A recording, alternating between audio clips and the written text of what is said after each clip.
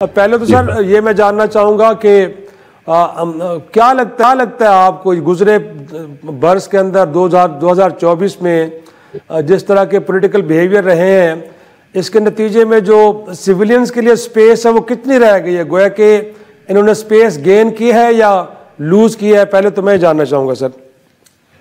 دیکھیں، افتخار جو کچھ ہوا ہے 2024 میں سمجھتا ہوں کہ پاکستان کی جمہوریت کے لیے بہت ہی ایک لحاظ سے سب سے ڈیمیجنگ سال رہا ہے۔ اس میں دو تین چیزیں ہیں جو کہ بنیادی طور پہ جس کی وجہ سے پورا نظام جو ہے وہ جو ہے آپ کو ہمیں نظر کمزور ہو گیا ہے۔ جو ایک جمہوری ایک پروسیس جو ہے وہ تقریباً ختم ہونے کے ہے۔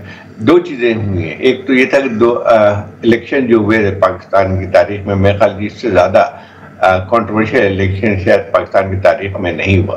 یہ بات حقیقت ہے کہ جو پاکستان میں کوئی بھی انتخابات جو ہے وہ نان کنٹروورشل نہیں رہے، لیکن جو کچھ ہوا ہے فروری کے الیکشن میں اس کی شاید ہی کوئی تاریخ کوئی مثال ملتی ہے۔ ایک اس کی وجہ سے جو بھی ایک نظام بن کے آیا ہے وہ کبھی بھی مستحکم نہیں ہو پایا ہے۔ اس کی ایک وجہ سب سے بڑی بات یہ ہے کہ اس میں ایک لیجیٹیمیسی کا سوال جو ہے وہ بھر کے آتا ہے کہ ایک ایسی حکومت آئی ہے جو کہ صحیح معنوں میں عوام کے ووٹوں سے منتخب ہو کے نہیں آئی ہے، لیکن اس کے ساتھ ساتھ یہ بھی ہوا ہے کہ اس کو ایک سہارا جو ملا ہے وہ اسٹیبلشمنٹ کا ملا ہے، تو اس کی وجہ سے یہ حکومت بھی آئی ہے۔ اور اس کی وجہ سے جو بنیادی خرابی جب ہو گئی ہے تو اس کے بعد اس کے اثرات ہم دیکھتے ہیں کہ مستقل جو ہے ایک انسٹیبل سچویشن رہی ہے، کنفرنٹیشن کی صورتحال ملک کے اندر رہی ہے، اس کا مختلف اوقات مظہار بھی ہوا ہے، کلیشز بھی ہوئے ہیں۔ تو ایک سب سے بنیادی طور پہ یہ خرابی رہی ہے۔ دوسری بات یہ تھی کہ 26ویں امینڈمنٹ جو ہوئی ہے وہ بھی ہے، اس نے اور نظام کو بہت زیادہ نقصان پہنچایا ہے۔ دیکھیں، ریاست کے ستون ہوتے ہیں تین، ایگزیکٹو بھی ہوتی ہے، عدلیہ بھی ہوتی ہے، اور آپ کو جو ہے وہ ایک لحاظ سے جو لیجسلیٹو ہوتی ہے وہ ہوتی ہے۔ تو تینوں جب اگر آپ کمزور کریں گے کسی ایک ستون کو تو وہ سسٹم بہت زیادہ دیر تک کام نہیں کر سکتا ہے۔ اور یہ حقیقت ہے کہ جو آج کل جوڈیشری کے ساتھ جو کچھ ہوا ہے تو اس کی جو ایک انڈیپینڈنس ہے اس کو تقریباً ختم کر دیا گیا ہے، اور اب اس کو کوشش یہی تھی کہ ایگزیکٹو کا ہی ایک لحاظ سے ایکسٹینشن بنا دیا جائے، جو کہ شاید ہو بھی گیا ہے۔ اب اس کی وجہ سے جو ہے اگر آپ دیکھیں تو آپ جو سوال کیا ہے کہ جمہوریت کے لیے کیسا سال رہا، تو میں سمجھتا ہوں کہ بہت ہی تاریخ سال رہا ہے جمہوریت کے لیے پاکستان میں۔ صحیح۔ اور کل انفیکٹ اگر دیکھیں تو پی ٹی آئی اور حکومت وقت کے درمیان مذاکرات ہونے جا رہے ہیں، اس کے بارے میں ہم کیا ایک اسیسمنٹ لیں کہ کوئی ایک امکان ہے کہ آگے بڑھیں گے، کوئی پازیٹیوٹی آئے گی؟ کیونکہ اگر یہ مذاکرات کامیاب ہوتے اس کا مطلب ہے کہ حکومت وقت کو پی ٹی آئی کو سپیس دینی پڑے گی، اور پی ٹی آئی کو سپیس دینے کا مطلب یہ ہے کہ حکومت وقت اپنے لیے اور بڑا خطرہ مول لے گی۔ تو آپ کو اس وقت کیا لگ رہا ہے، کیا ان کے ذہنوں میں چل رہا ہے، اور کس طرح سچویشن کو لے کے جائیں گے؟ یا وہ جو خدشے کا اظہار کیا جا رہا ہے کہ ٹائم بائنگ ہے، تھوڑا سی چیزوں کو آگے لے کے جانے کی کوشش ہے، ورنہ حکومت اس میں کوئی سنجیدہ نظر نہیں آ رہی؟ دیکھیں، یہ تھوڑا سا ایک تو کہہ سکتے ہیں کہ تھوڑا فرق پڑا ہے کہ پہلی دفعہ پی ٹی آئی تیار ہوئی ہے کہ وہ سویلین حکومت کے ساتھ مذاکرات کرے، اور اس کے بعد جو ہے حکومت کی طرف سے بھی ایک پازیٹیو رسپانس ضرور ملا ہے، لیکن اصل سوال یہی بن کے آتا ہے کہ کیا یہ مذاکرات، ایک تو بنیادی طور پر ابھی تک بہت صاف نہیں ہے کہ اس کا ایجنڈا کیا ہوگا۔ کچھ ایسے جو ہے ڈیمانڈ جو ہے پی ٹی آئی نے ضرور پیش کیے ہیں، جس میں دو تین جو ہے بنیادی ہے، جس میں سب سے بڑا یہ تھا کہ ان کے رہنما عمران خان کو اور دوسرے لوگوں کو رہا کیا جائے، اور پھر ایک جوڈیشل کمیشن بنایا جائے جو کہ مئی 9 کے جو انسیڈنٹ ہوئے تھے اس کے، اور پھر جو 26 نومبر کو جو کچھ اسلام آباد میں ہوا اس کے لیے کوئی ایک کمیشن بنایا جائے۔ میرے خیال یہ تو دو بنیادی طور پہ ان کے ڈیمانڈز ہیں، لیکن مجھے نہیں لگتا ہے کہ ایون یہ ڈیمانڈ جو ہے وہ بھی حکومت کو منظور ہو سکتے ہیں۔ ایک تو بنیادی طور پہ یہ ہے کہ کیا حکومت کے ہاتھ میں کوئی اتنی اتھارٹی موجود ہے کہ وہ فیصلہ لے سکیں کہ کیا وہ لوگوں کو رہا کر سکتے ہیں، اور کیا جو ہے وہ جوڈیشل کمیشن بنا سکتے ہیں۔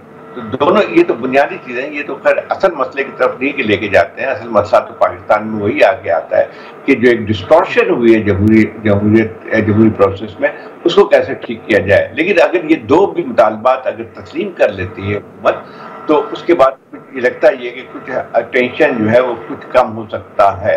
لیکن مجھے نہیں لگتا ہے کہ ایون یہ جو ہے دو مطالبات بھی تسلیم کیا ہے، کیونکہ حکومت کے پاس اتھارٹی نہیں ہے. حکومت کے وزراء خود بھی کہتے ہیں کہ ان کے پاس اسپیس نہیں ہے، فیصلہ کہیں اور ہونا ہے، اور فیصلہ ہمیں سب کو پتا ہے کہ پنڈی میں فیصلہ ہونا ہے.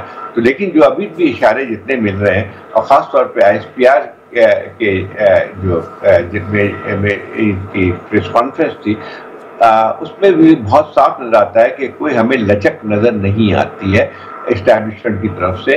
اور جو انہوں نے باتیں کی ہیں اس میں تو صاف لگتا ہے کہ وہ ابھی بھی کوئی بات کہ ان سے بات کرنے کے لیے بھی شاید کوئی تیار نہیں ہے. تو اب یہ کہ کیا حکومت اپنے طور پہ یہ فیصلہ کر سکتی ہے کہ ان چیزوں پہ بات کی جاتی ہے؟ میں خیال ان کو نہیں آ سکتی. ایک تو بنیادی طور پہ جو ہے جو ایک بنیادی ایک کانفلکٹ بن کے آتا ہے وہ مئی 9 کے حوالے سے ہے. ہمیں آپ کو پتا ہوگا 85 لوگوں کو ایک ملٹری کورٹ نے سزا بھی دے دی ہے. تو کیا وہ سارا ریورس ہو سکتا ہے؟ میں نہیں سمجھتا ہوں کہ یہ شاید ہو سکتا ہے.